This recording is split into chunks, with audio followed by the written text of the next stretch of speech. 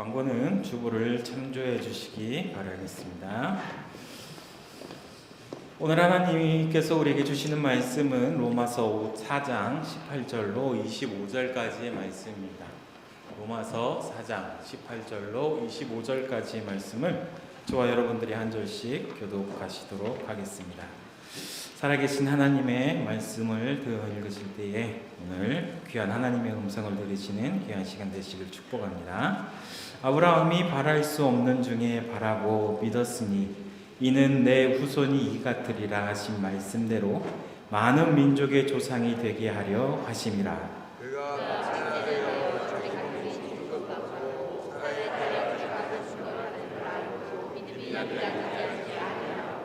믿음이 없어 하나님의 약속을 의심하지 않고 믿음으로 견고하여져서 하나님께 영광을 돌리며 그러므로 그것이 그에게 의로 여겨졌느니라.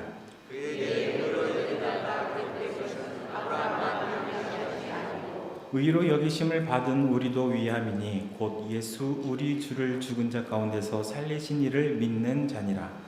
예수는 우리가 본받게 한 것 때문에 예중이 되고 또한 우리를 의롭다 하시기 위하여 살아나셨느니라. 아멘. 할렐루야. 우리 옆에 계신 분들에게 서로 인사하겠습니다. 주님의 이름으로 사랑하고 축복합니다. 요즘 여러분들 얼마나 많은 스트레스를 받고 살고 계십니까? 참 요즘은 스트레스가 최대로 정말 극한대로 우리에게 다가오는 그런 시기인 것 같습니다. 한 조사를 보았더니요, 요즘에 여러분들이 평생 얻을 정보에 그것보다도 더 많은 정보가 무수히 쏟아지고 우리가 그것들을 받아 누리고 살아가고 있다라고 얘기하고 있습니다. 때때로 우리는 그 수많은 정보 속에서 이 정보들을 어떻게 받아들이고 살아야 될지 그것부터가 스트레스로 우리에게 다가올 것입니다. 옆에 계신 분들에게 다시 한번 인사해 보도록 하겠습니다. 그 스트레스 속에서도 담대히 살고 계심을 축복합니다. 시작.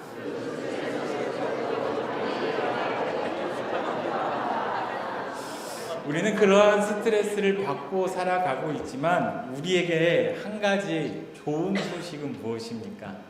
우리는 믿음으로 구원을 받은 하나님의 자녀인 줄로 믿습니다. 여러분, 믿음으로 구원을 받는다. 참 이것은 정말로 놀라운 정말 기쁜 소식이 아닐까 싶습니다. 그런데요, 많은 사람들이 사실 이 믿음으로 구원을 받는다라고 하는 그 말에 대해서 많이 의심들을 하고 있습니다. 또한 오해도 합니다. 믿음으로만 이 구원을 받는다라고 하면 구원이 참 너무나 값어치 없는 것으로 여기는 분들이 계신다라는 것이죠. 구원이 너무나 쉬운 것처럼 느껴집니다. 그래서 때때로는 사람들이 이야기합니다. 그래도 뭔가 내가 해야 되지 않겠어? 그래서 무언가 행위를 찾는 사람들이 참 많이 있습니다. 아니면 또 내가 이 세상 가운데서 착하게 살아야지 그 구원이 우리에게 더불어 오는 건 아닌지 그렇게 오해들을 하고 계십니다. 하지만 성경은 분명히 우리에게 말씀하고 있습니다. 구원은 우리의 행위가 아니라 믿음으로 받은 선물이라고 말씀하고 있습니다. 아멘. 세상에서 손가락질 받는 사람들이 참 많이 있습니다. 어떻게 저렇게 악하게 살 수 있어? 하지만 그런 사람들이요, 예수님을 믿고 회개하고 또한 진심으로 그 주님을 믿는다라면 그는 율법으로는 행위로는 구원을 받을 수 없는 사람이지만 그럼에도 불구하고 우리 주님은 그를 구원해 주신다는 사실입니다. 그리고 그 사람을 우리 주님은 의롭다라고 말씀해 주신다라는 거예요. 문제는 예수님을 믿는다고 하면서도 우리 자신 스스로가 구원받은 사람들처럼 구원받은 사람답게 살아가지 못할 때가 너무나 많다라는 것이에요. 구원을 받았다라고, 구원받은 사람이라고 이야기는 하지만 여전히 우리의 삶은 불안합니다. 여전히 우리의 삶은 하나님과의 관계가 멀어져 있는 것만 같고, 예수를 믿으면서도 기쁨도 사라지고 자유도 누리지 못한 채 하루하루를 근근히 살아갈 사람들이 분명히 있다라는 거죠. 왜 그럴까요? 이유는 단 한 가지일 겁니다. 믿음을 잘못 이해하고 있기 때문에 그렇습니다. 우리는 믿음을 이렇게 생각할 때가 참 많죠. 믿음이란 강하게 믿는 거예요. 저 사람 딱 봐도 믿음이 좋아. 저 사람 약간 믿음이 부족해. 왜요? 무언가를 열심히 하지 않는 것 같아. 또한 우리 스스로를 평가할 때도 내가 지금 믿음이 있는 사람인가 이렇게 생각하며 살아갑니다. 왜? 여전히 나는 믿음으로 긍정적인 사람이 되지 못하였기 때문에 그렇습니다. 여전히 우리는 의심하며 살아가고 있기 때문에 그렇습니다. 믿음이란 절대 의심하면 안 되고, 우리 삶 속에서 언젠가는 하나님의 그 약속이 꼭 이루어질 거야 하며 긍정적으로만 살아가려고 하는 그런 모습 때문에 그렇습니다. 물론 이것이 틀린 것은 아닙니다. 하지만 이것 자체가 믿음의 본질은 아니라는 것을 기억하시기 바랍니다. 믿음이라는 것은요, 강한 마음 상태도 아니고 긍정적인 자기 암시도 아니고 의심하려 하지 않으려는 그런 마음도 아닌 것입니다. 성경에서 분명하게 말하는 것은 믿음이란 예수님을 바라보는 것이라고 말씀하고 있습니다. 히브리서 12장 2절입니다. 같이 한번 읽어볼까요? 시작. 믿음의 주요 또 온전하게 하신 이인 예수를 바라보자. 오늘 우리 주님은 우리에게 분명히 말씀하고 있어요.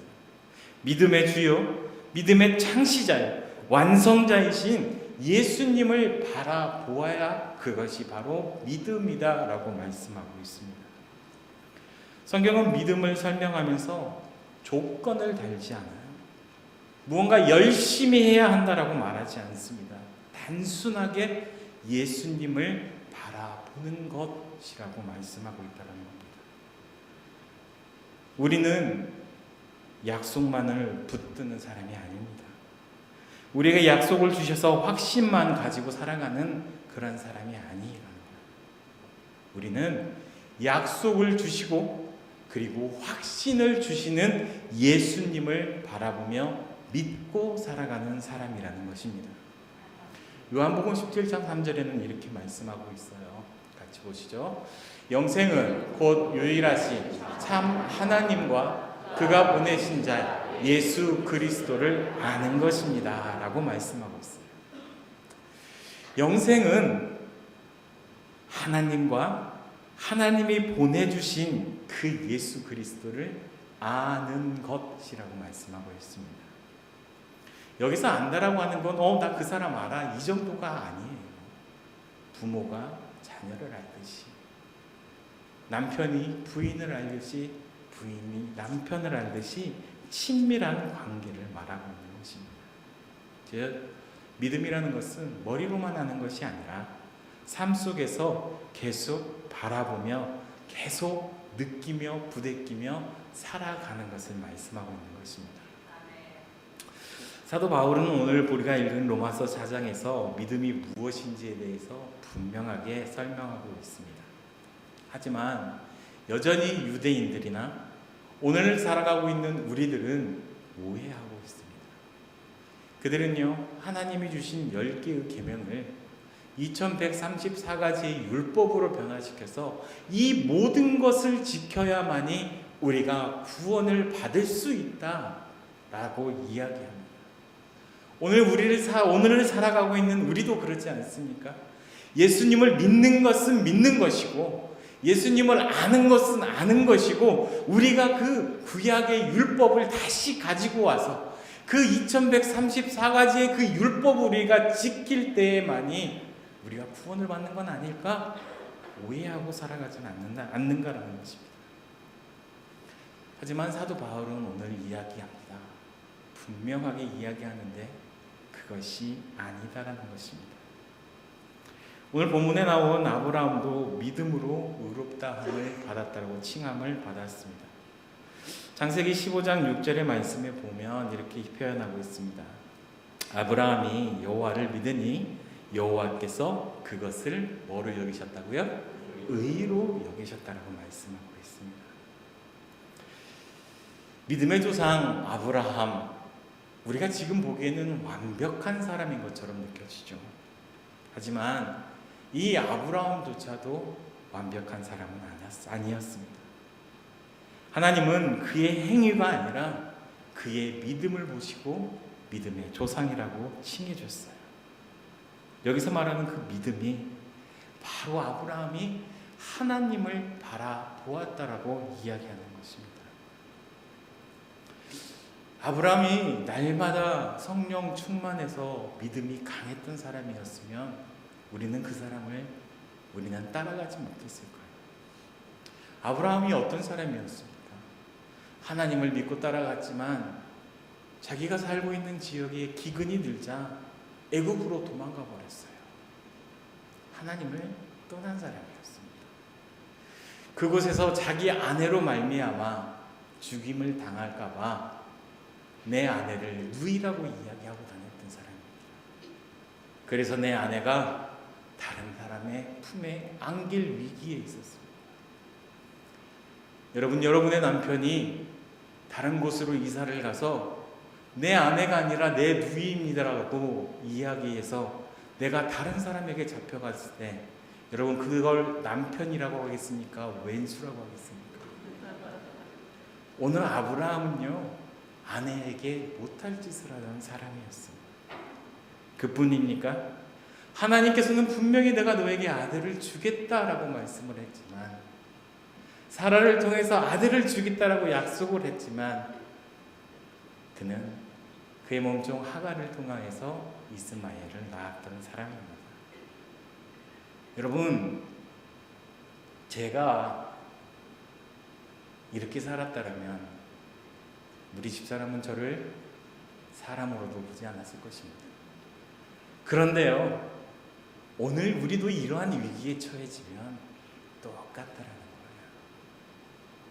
아브라함의 행동이 욕먹을 행동이 아니라 바로 여기 앉아 계시는 우리 남자 집사님들 똑같이 행동할 그러한 모습이었다라는 거예요. 그런데 기억해 주시기 바랍니다. 아브라함이 당시에 믿음이 없었던 사람입니까? 하나님을 몰랐던 사람입니까? 그는요 하나님이 가라고 지시할 땅으로 무작정 움직일 만큼 강력한 믿음을 가지고 있었던 사람이었습니다. 그런데 아브라함이 왜 그랬을까요? 하나님을 바라보던 시선이 상황을 바라보는 시선으로 변했기 때문에 그렇게 되었다라는 거예요. 그러나 이제 하나님이 아닌 그 상황을 다시 그 순간을 변화시켜서 그에게 찾아오신 하나님의 말씀이 믿어지기 시작했습니다. 99세에 하나님이 다시 말씀합니다. 아브라함아, 내년에 사라를 통해서 아들을 주겠다. 말이 됩니까? 100세. 아무리 100세 시대라고 해도 그때 자녀를 낳는다는 것은 믿기 어려웠을 것입니다. 사라는 웃었습니다. 하지만 하나님은 사라를 정죄하지 않았습니다. 왜냐하면 하나님은 믿음의 크기보다 시선의 방향을 보고 계시기 때문에 그렇다라는 것입니다.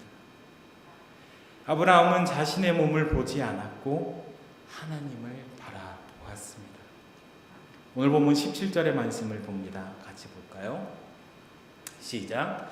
기록된 바 내가 너를 많은 민족의 조상으로 세웠다 하심과 같으니 그가 믿은 바 하나님은 죽은 자를 살리시며 없는 것을 있는 것으로 부르시는 이시니라. 아멘. 그가 믿은 하나님은요 죽은 사람을 살리시며 없는 것을 있게 하는 것 같이 그렇게 부르시는 하나님이라는 것을 믿었다라는 것이에요. 그래서 하나님을 바라보니 이 말도 안 되는 약속이 믿어졌다라는 것입니다. 그 믿음을 하나님은 의로 여겼다라는 것입니다. 사랑하는 성도 여러분, 우리가 상황을 바라보고 환경을 바라보고 이 시대에 흘러가는 모습을 바라보면 아무런 소망이 없고 하나님을 바라보지 못합니다. 그러나 그 약속을 주셨던 하나님, 나의 상황과 나의 모든 삶을 아시고 지금까지 나를 이끄셨던 그 하나님을 바라보는 순간 그 하나님이 믿어지고 그 믿어짐으로 말미암아 하나님은 우리를 의롭다라고 말씀해 주신다라는 것입니다. 바울은 말합니다. 오늘 이 이야기는 아브라함만을 위한 것이 아니다라고. 오늘을 살아가는 우리에게 향하신 말씀이다라고 이야기합니다.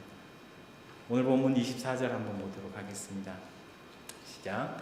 의로 여기심을 받을 우리도 위함이니 곧 예수 우리 주를 죽은 자 가운데서 살리신 이를 믿는 자니라. 아멘. 오늘 예수님을 죽은 자 가운데서 살리신 하나님을 믿는 우리를 위한 말씀이다라고 분명하게 이야기하고 있습니다. 오늘 살아가면서 우리가 주님의 뜻을 완벽하게 이해한다라는 것은 아닙니다. 우리가 그 주님의 뜻을 완벽하게 이해했기 때문에 너희에게 주겠다라고 말씀하시는 것이 아닙니다. 오늘 우리는 예수님을 바라보며 살아가겠습니다 라는 말씀인 것입니다. 여러분 이렇게 이야기하실 거예요. 목사님, 세상이 얼마나 힘든 줄 아십니까?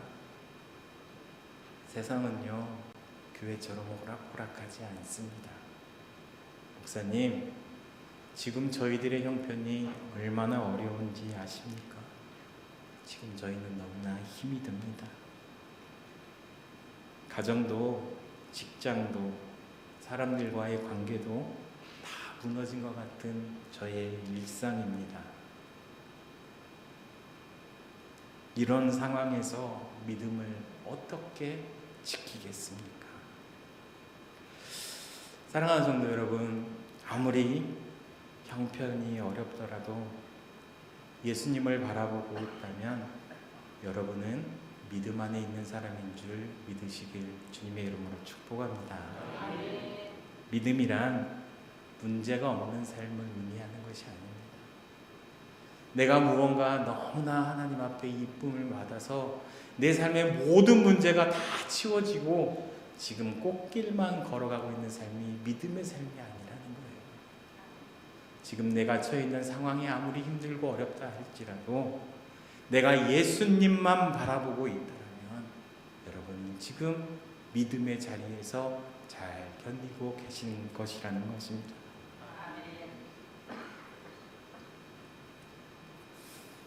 우리는 출애굽기 사건에서 광야의 노뱀 사건에 대해 잘 알고 있습니다.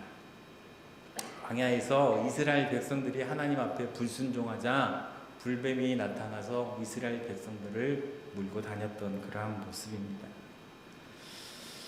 사람들이 하나둘씩 쓰러져 갔고 뱀에 물린 사람들은 걸을 힘도 없고 도망칠 여력도 없었습니다. 무언가 붙잡을 것도 없었고 그 힘도 없었고 약을 바를 수도 없었고 상처를 치료할 수도 없었고 죽어가는 내 자녀들을 보며 그들에게 도와줄 힘도 없었습니다. 숨이 가빠지고 몸이 굳어가고 눈앞이 흐려지는 그 순간에 사람이 할 수 있는 일이 이제는 거의 아무것도 없는 그 순간이었습니다. 그때 하나님의 말씀하셨습니다. 저기 노뱀을 바라보라. 당시에 하나님께서는 무언가 너는 더 해야 돼. 더 힘내.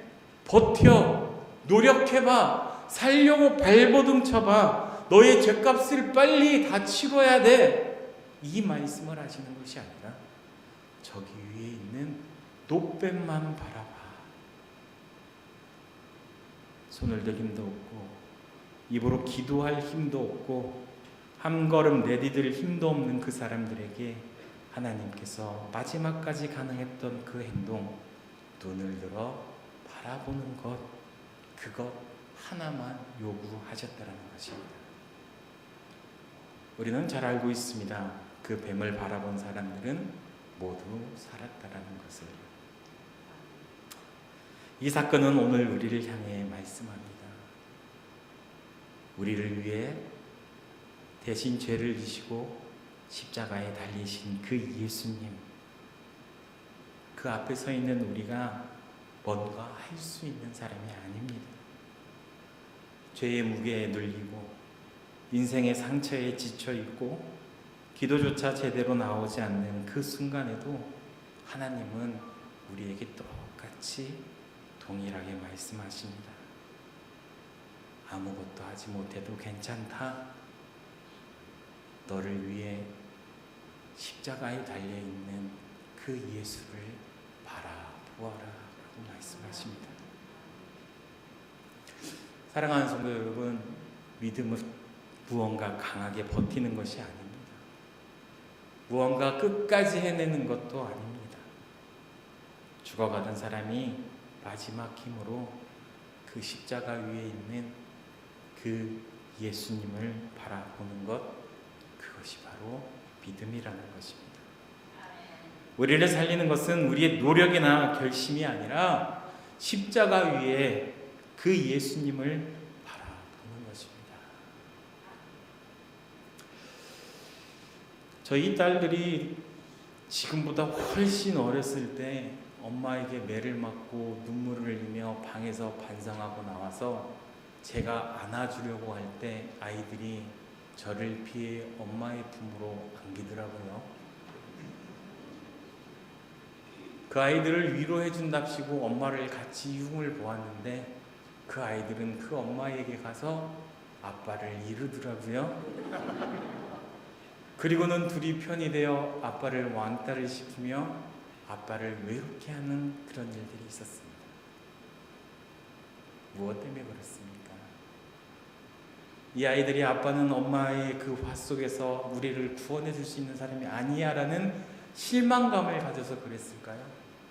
아니죠. 바로 엄마가 자신을 너무나도 사랑한다라는 것을 알기 때문에 그렇습니다. 엄마가 나를 사랑한다는 것을 알기에 또 실수해도 혼이 나도 아이들은 또다시 엄마에게 옮깁니다. 여러분, 믿음이란 이런 것입니다. 예수님을 나를 사랑하신다는 것을 알고 다시 그분에게로, 내가 실수를 했어도, 내가 넘어졌어도, 내가 때로는 꾸지람을 들었어도 다시 주님에게로 다가가는 것, 이것이 바로 믿음이라는 사실을 믿으시길 축복합니다. 사랑하는 성도 여러분, 오늘 하나님은 우리에게 묻고 계십니다. 너의 시선은 어디에 있니?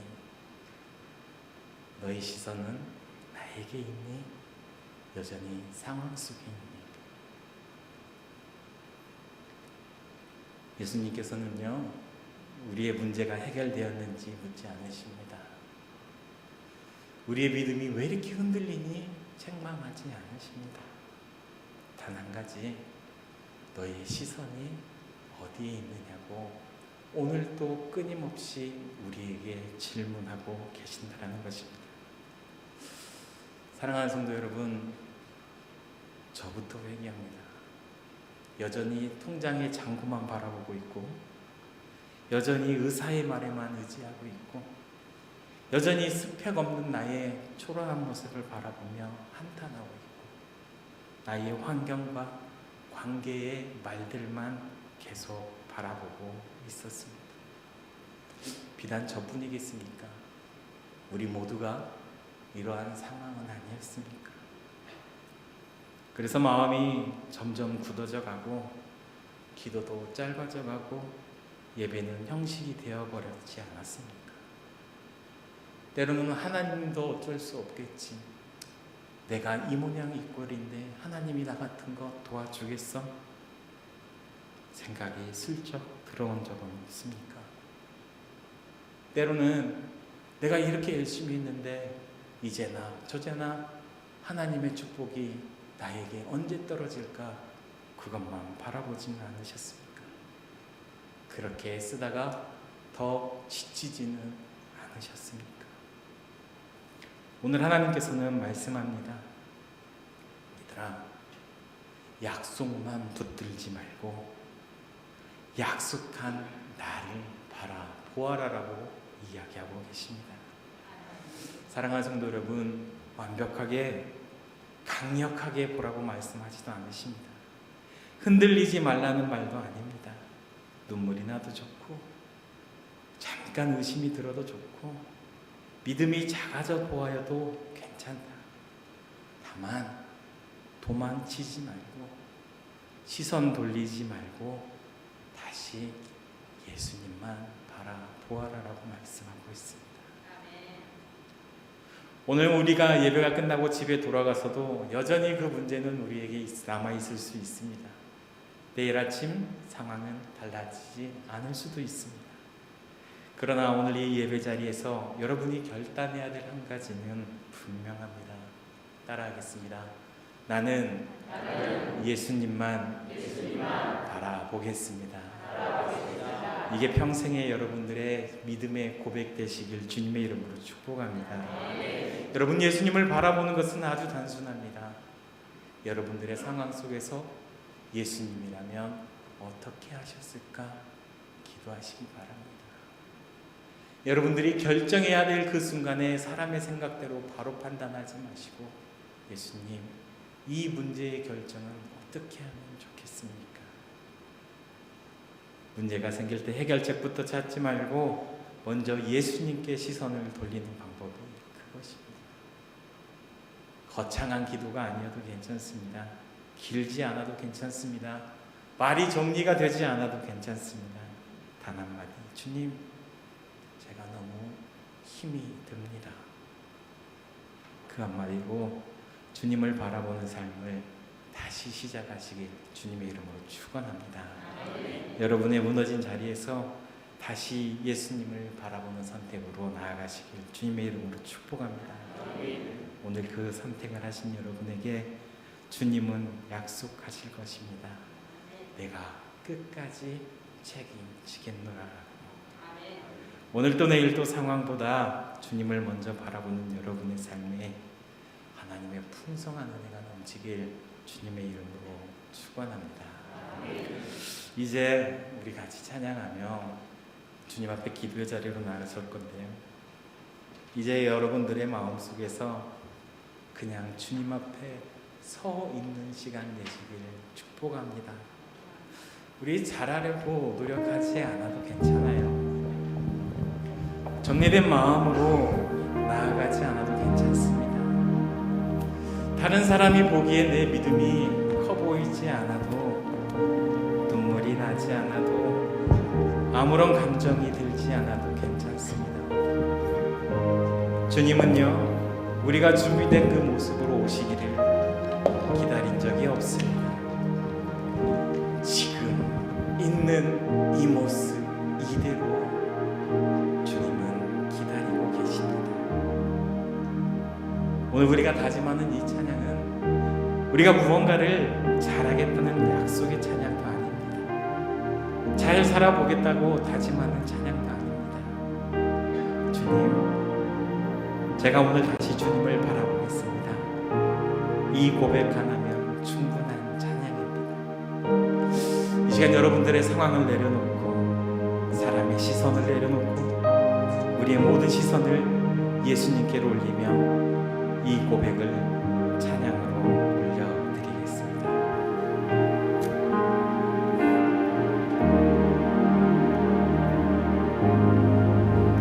내 모습이 대로 주가